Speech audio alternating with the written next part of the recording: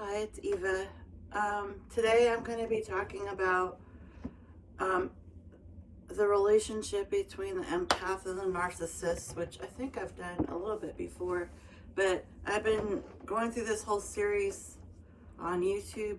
Um, I think it's like it's like eight or nine parts. It's long. Uh, on Carl Jung, wait, I always say his name wrong. I think the J's quiet. But anyway, he did a whole lengthy analysis of the relationship between the empath and the narcissist, and like how they, I guess, they come together, have a relationship, how they fit together, and then what gets, first of all, like why are they attracted to each other, and then the second part is what do they activate in each other before there's this like catechism, is that a word, where they both sort of go off and have the empath goes and has a big awakening. Honestly, I'm still going through all the narcissism stuff. It's actually really it's harder than I thought to study it, because here's why. I'll tell you. I don't have my glasses, but here's other disorders, I guess would be the word, that are similar to narcissism, and thus, as I've been studying it, it's like I just noticed a lot of overlapping symptomology. Oh my gosh, tonight's my worst pronunciation. Anyway, here's a list of other illnesses that are similar. Depression, well, no duh, depression's like in everything. Social anxiety, PTSD, I think I have a PhD in that. Avoidant personality disorder, introversion, emotional immaturity, and neurodiversity like autism or Asperger's. All right. So, and here's what I'm most interested in it, if I'll be honest. Well, honestly, I was interested in the empath and like the different types of empaths, because there's so many, and I've done a video on it, but there's certain types of empaths that it's so vast. Like it would take me like I would have to do a video on like almost each different one. But the one I like the most is, I'm gonna butcher the name, but it's a Heyoke empath or something. It's with an H, and it's actually kind of like a shaman empath, and they're usually in other cultures. I wouldn't say Native American, but definitely non-white cultures, and the women in those under those titles or whatever, like they had a whole lot of freedom, like more freedom than the other women in the communities, because they were considered a healer. So, and then I wanted to do something on the dark empath, which is actually really interesting, because supposedly the dark empath has got traits of, it's like half narcissist or Machiavellian, and then half like, like all the nurturing, caring, loving parts that are an empath. But it's like the dark empath also gets sometimes gets categorized without that narcissistic tendencies, and they try to like polish it up and make her like, I'm just saying female. I think there's not a gender to empaths, but I think that would be a super empath, because I mean, the dark part that just reminds me of the dark triad. So I think it would be an emphasis more on something. There's got to be something in there that's antisocial on some level. So back to narcissism. Okay, here's the thing I wanted to know most about narcissism, and really not what I found out yet, because I would have to do a lot on child abuse, and which I don't mind doing, but my question was, where does it come from? Like, is it learned, or is it biology, like genetics? That's the thing I didn't get. And so I did find these talks by this guy. I'll put him on my webpage, Tim something, and he goes through this whole theory about it, which honestly was the only person who really got in depth about the cause. Like, I'm more interested in the cause, like, because, okay, I mean, I don't remember like being in my 20s and 30s and never really even hearing the term narcissist, or maybe in my 30s I did, but like, I don't remember like it being a thing before. So it's kind of like, why all of a sudden is now everybody is a narcissist? Like, what is that about? Is it our society has gotten so detached and individualistic, and then with all the bipartisan stuff and like just pretty much everything that's going wrong in the world right now, it's kind of dismal. Is that what's making this sort of surge of narcissism? Or to me it's kind of like, I always think people have always, like, when they come up with these new categories, I'm almost like, those people were there, it just nobody knew what to call them. Like, I know when I was a kid, like, they would really push the stranger danger thing, like, because we would ride our bikes and we'd be gone for hours, and like, there's no cell phone, like, you would just be out, and you'd come home at dinner time.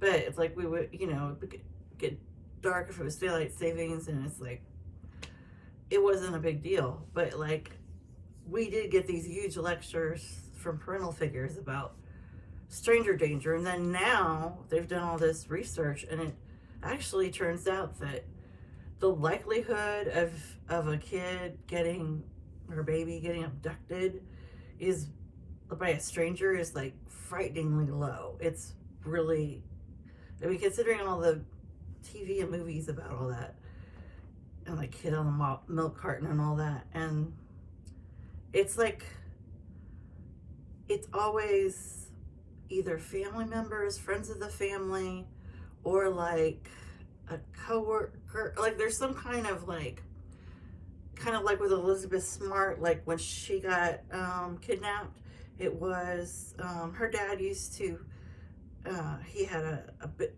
enormous property. They were a very wealthy Mormon family in Salt Lake City, and he would hire homeless guys as part of his, I don't know, do you call them, I don't know, are they Christians? I don't know what the designation is.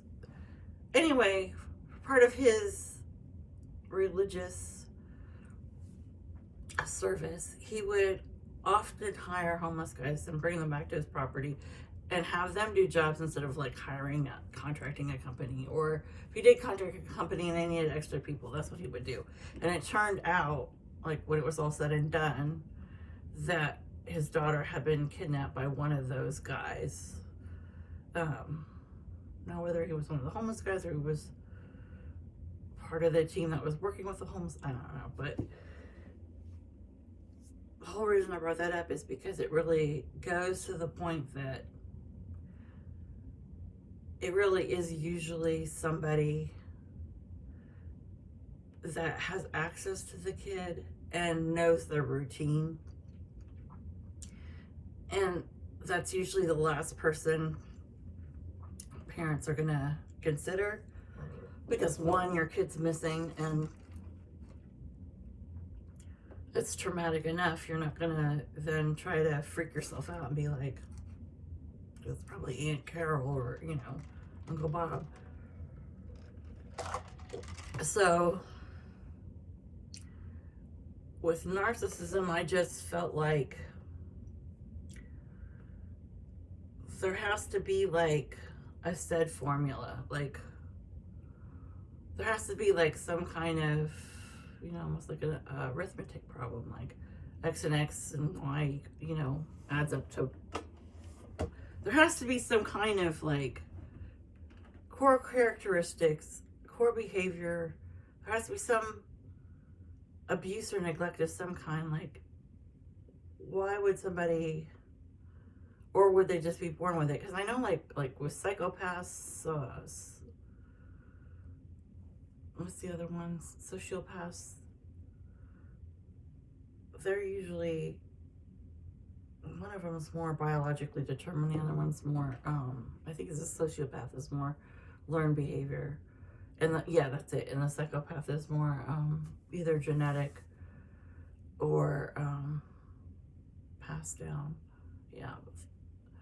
So, what did I come up with the narcissism thing? Okay, so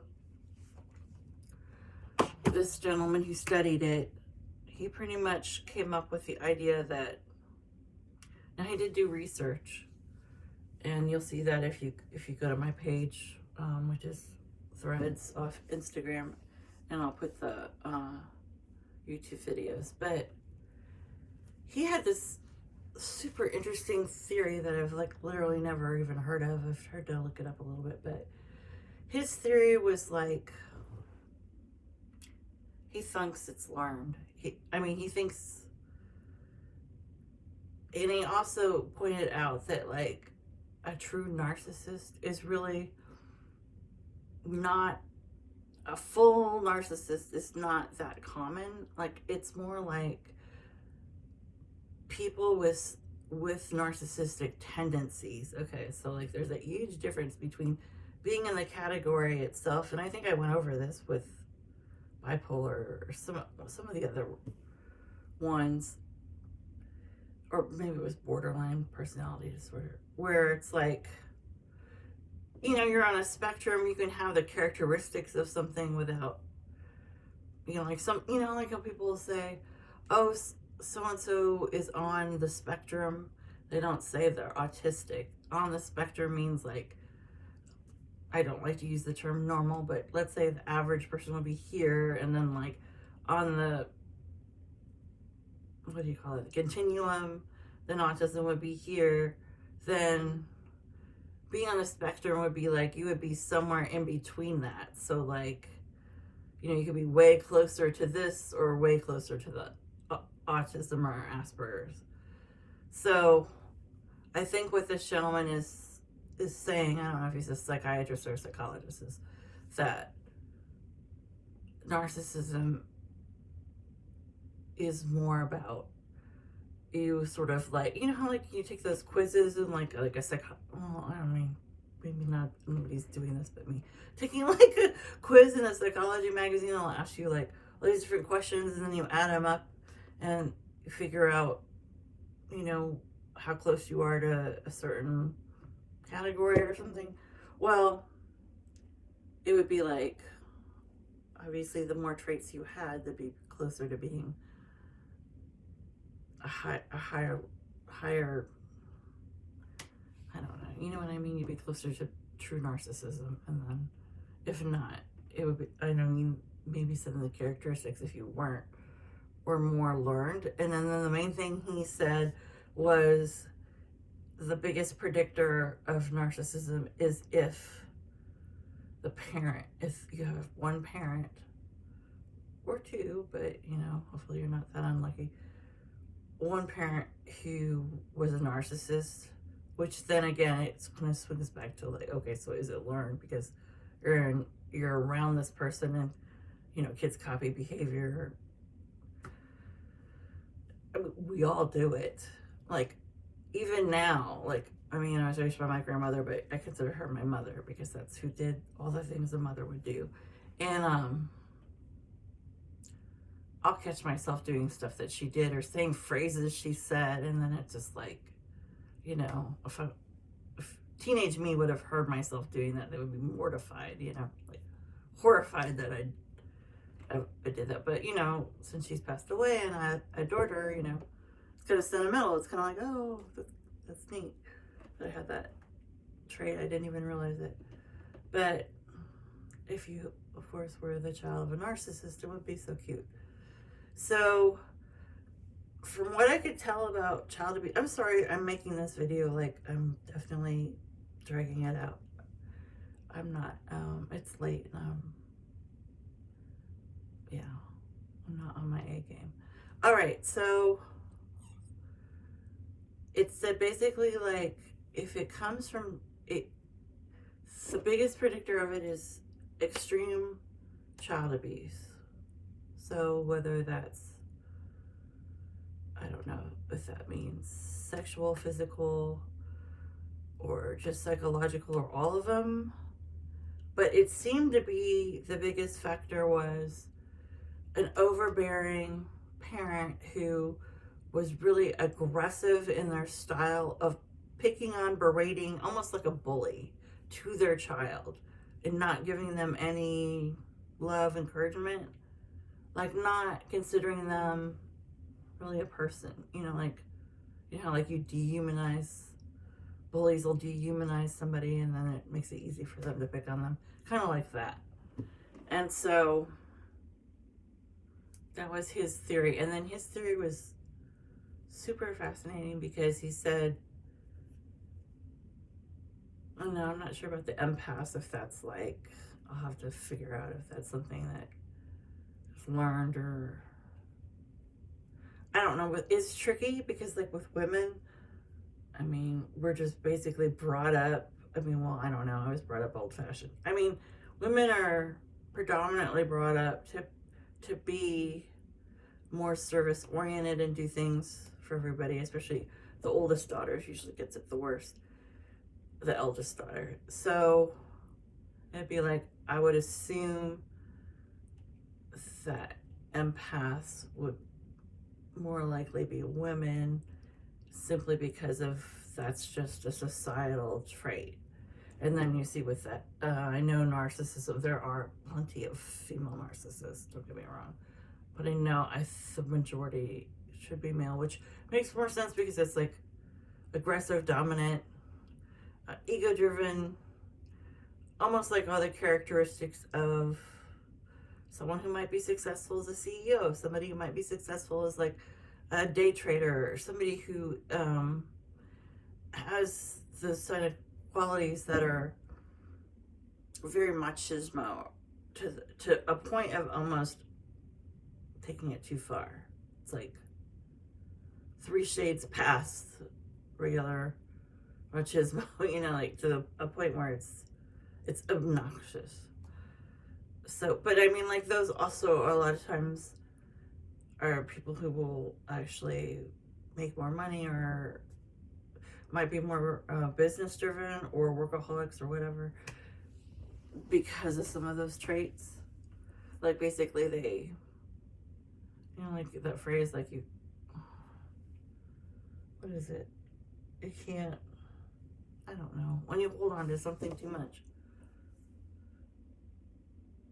I don't know, something about a dog. I don't remember the quote. Whatever, I'm tired. Okay, so the thing I thought was super interesting, I mean, like, that's not shocking that it would be candidates probably more often male, and they would be berated by somebody. I'm just saying parent. I mean, like, obviously, like me, people live with all kinds of combinations of family or even family friends, you know, like there's kids growing up in the foster care system. So it would be, I guess, a domineering parent who would basically break the spirit of the child, which, I mean, in my personal opinion and experience, child abuse, child neglect, that's what happens. It's basically like whoever that child was going to be or destined to be. I mean, in my opinion, those violence, child abuse, especially sexual, because that's the most intimate part of you. So that would be like, and it's more like, you know, private, not talked about, forbidden. That whole thing is just devastating and not talked about enough. And any kind of molesting or any kind of relations with a child, I mean, in my opinion, crushes their spirit and their psyche. Like, it could, you know, your psyche can only handle so much, especially, you know, a lot of times if these kids are in like environments that are like unhealthy or poor, or I mean poor in that like poor take.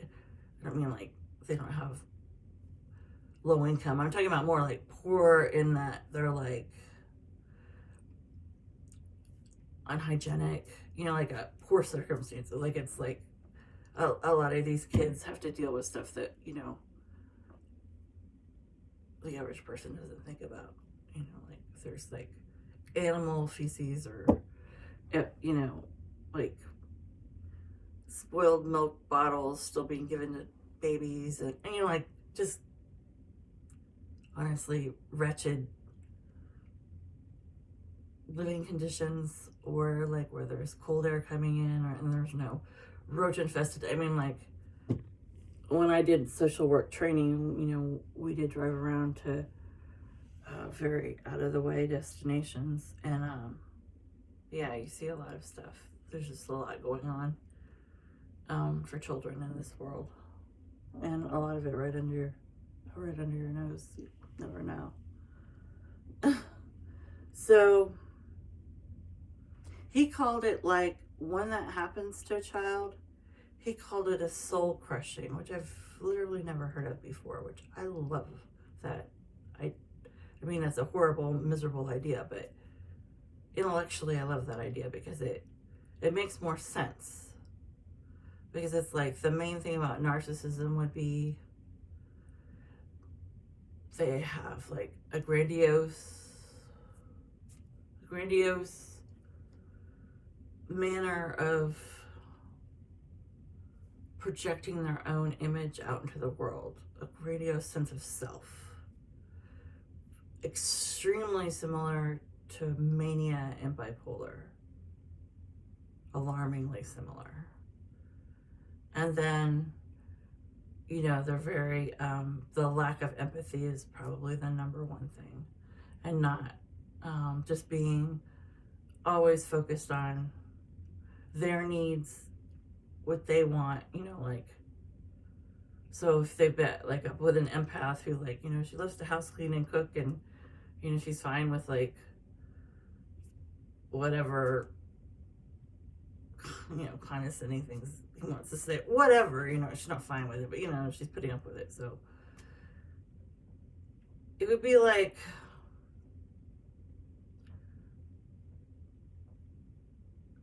I don't even know where I was going with this point. Something about their relationship.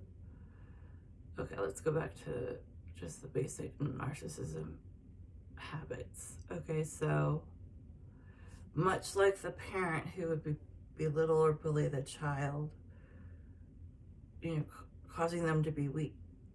That's the main thing about, it's the ego. So it's like all egocentric.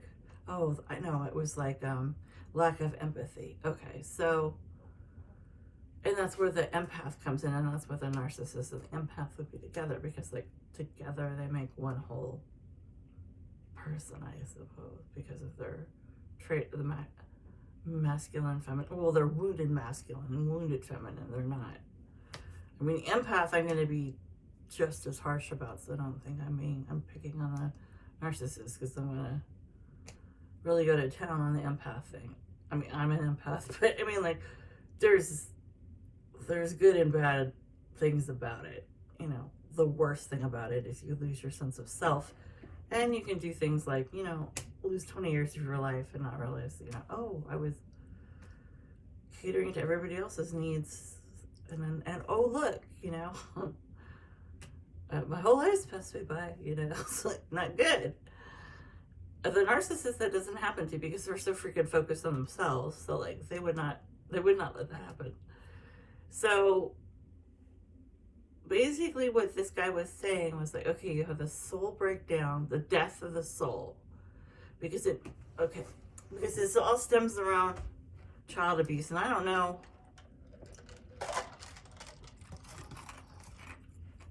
I would have to rewatch the video, but I don't know if his, like, if there, obviously there's plenty of narcissists who did not come from childhood, you know, everybody's not like a cookie cutter, one size fits all, you know, people come from all kinds of backgrounds. I do think the belittling and the verbal baiting, you're just constantly picking on someone, constantly criticizing, you know, it's like, I think that does heavily weigh into our formation of narcissism, just because it's like the sort of wearing, like if you think you buy a sofa, like 8 years later, you know, it's worn down, it doesn't look, you know, like it did. It's torn or ripped, or, you know, from pets, or, you know, it's frayed, it's sunken, whatever, you know, like when you sit on it, it's nothing like it used to be. I think that is kind of like the breakdown of the child's psyche is what he's talking about. So like constant, and like there's always, I know with especially verbally abusive parents, and this could be the mother too, don't get me wrong, like there's some horrendous, and actually narcissistic mothers are known for being verbally assaulting. What's that movie, Precious, is that it? Monique was in it, but like I think she played like a narcissistic mother. I think there was some sort of sexual abuse that happened with the main character, but oh yeah, it was incest. The mom was doing something with her. That was it. But if you watch the movie, I mean, it's pretty hard to watch, but it's the breaking down of her character on a constant basis, and I'm liking it to the sofa, and that like it's just like the onslaught. Like I've got 4 cats, and they love. I mean, I haven't. The sofa's like, I don't know, 4 or 5 years old, but it's like I let them like fuck up this one area that, like on a leg, you know. So I'm kind of like that wearing down. So then whatever that weakest point in the child from, you know, whatever's going on in the home, and then they could be being bullied at school as well, you know, I don't know, but wherever that weaker point is, and it just constantly getting bashed over and over and over and over again, there's going to be a actual breakdown of, just like my sofa, like where the materials, it's gone, and you know, there's just the bones of the sofa, and the cats are just basically playing with threads at this point. It's kind of like that. It's like wherever the breakdown in the child's psyche, that would be where the soul death could occur. Because if you think about it, it's like, well, what are parents supposed to be doing besides feeding you, housing you, you know, hopefully educating you, or doing something like apprenticeship or something where you're getting some sort of way to make a living as you're growing up. So it would be like with a narcissism, that whatever that soul, because we're talking about pretty bad tearing down of said child, right? Just brutal. Kind of like when you watch like military movies, and what do they have, like Hell Week, and they're all, like, and the sergeants or whatever are like, just calling them everything, horrible name in the book, and like making them do all these crazy exercises while they stand over them, calling them all kinds of names and stuff. Like, I hate that stuff. But that's a perfect example of like the breakdown of the child by a parent, where that could actually cause the soul death. What is the soul death? The soul death would be like, okay, the average human being, God willing, has a plethora of characteristics, right? You've got, you do have empathy, you have logical thinking, you have, the creative mind. You have all these different parts of your personality, the warmth or, kind of guardedness of something, whatever makes a personality, right? So, like, kind of the whole point of a parent, and this is why, like, parents who are just emotionally hands-off are, like, criticized often, because even though society likes the way that looks because it's so not messy, I mean, inside the child's psyche, it's not good. Okay, you're probably gonna you could end up with an avoidant child growing into that attachment style just from the lack of care and concern. I mean, like, if every single time you try to communicate or show said parent, like, whatever, anything about you that's uniquely you, or, just any accomplishment, and they don't want to even look at it. They don't, they're I'll say this a lot of times about mothers who are, if they pick a stepdad who's horrible, it's like she focuses on him and then the child gets ignored, or whatever. There's like a million stereotypes. But it's like part of a parent's job is to actually, one, discipline the child and give them consequences and give them like some sort of moral landscape, so they know how to go around in the world and make decisions that are grounded in some kind of moral compass. But then your other job is to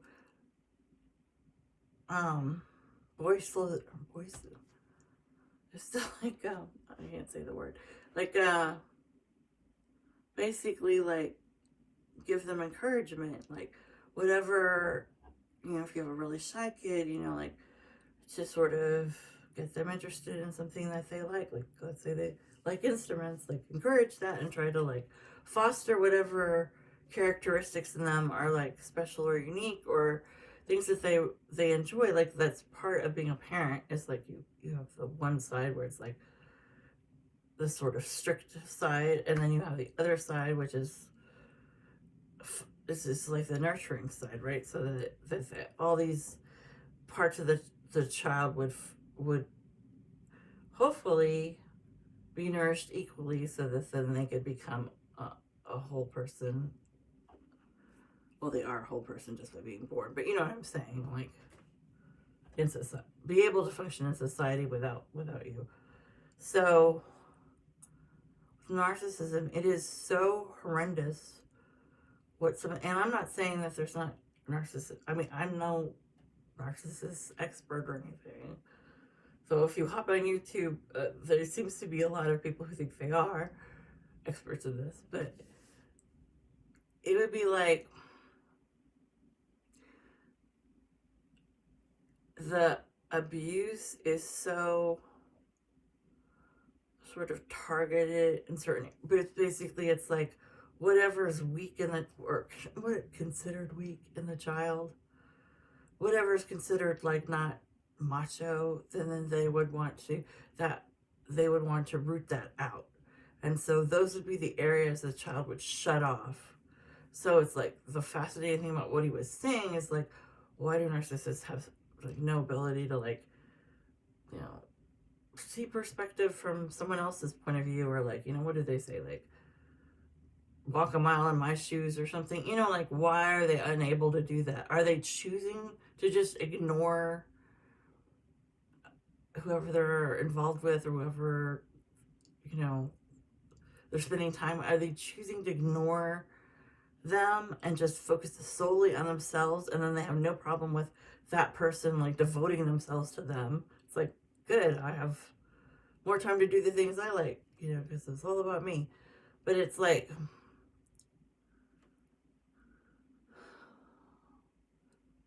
what makes that, how is that formed? Like, do they really not care, or is that just something that they don't realize they're doing? I mean, I think if you do enough research on it, they're intentionally doing it as a manipulation to get a certain response. But if you really study narcissism, and like, it's freaky, because it's like, it's almost like they have like a fragile ego or something, and like they need outside validation.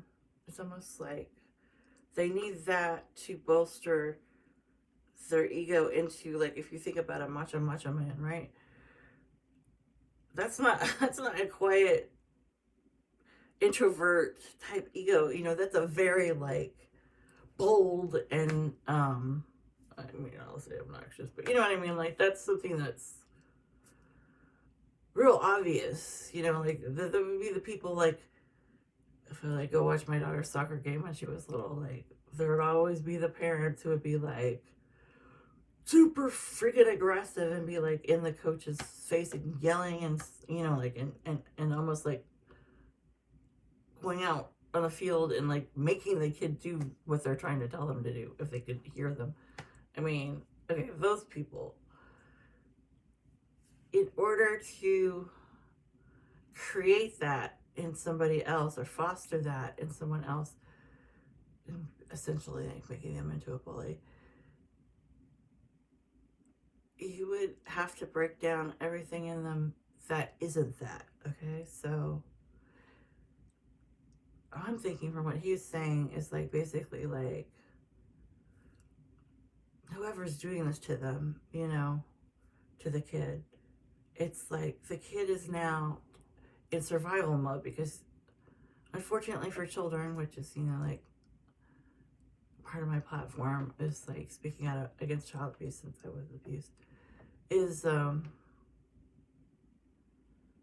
mean, what are you gonna do? You're 5. What are you gonna pack your little bag and like go out and into the world? I mean, like, you're stuck.